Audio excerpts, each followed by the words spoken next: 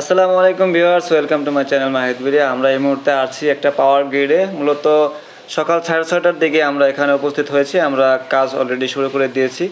তো এখানে হচ্ছে 1,32,000 রিসিভ হয় এবং এখান থেকে 33,000 ভোল্টেজের লাইন বের হয় এবং 11 কেবি মানে 11,000 ভোল্টেজের লাইনও এখান থেকে বের হয়।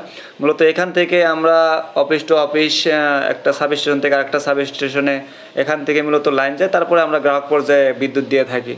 তো আমার যে সামনে দাদু বসে আছে তার সাথে কথা বলার কোনো সুযোগই পেলাম না। সে বিশাল একটা রেজিস্টারের সামনে নিয়ে খুব হিসাব নিকাশে ব্যস্ত আছে। ইদানিং প্রচুর লোডশেডিং চলে, সেই হিসাব নিকাশে চলতেছে।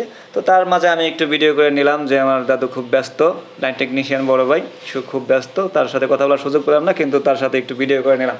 যাই হোক, এখানে এমন একটা ডিউটি, খুব চৌকুশ এবং দূরদর্শী লোকে এখানে ডিউটি করতে হয়।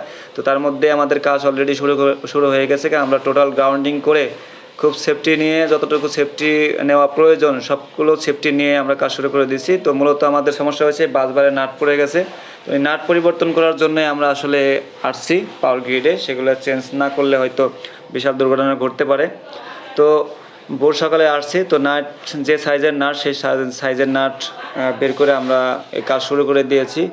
নাট খোলা শেষ করে একটু শিস কাগজ দিয়ে ডলে যে পুরো অংশটা একটু ঘষে মাজে নিতেছে যেন আর পাওয়ার স্পার্ক না করে, সেই নাটগুলো আমরা অলরেডি পরিবর্তন করার জন্য সকল প্রস্তুতি নিয়ে রাখছি।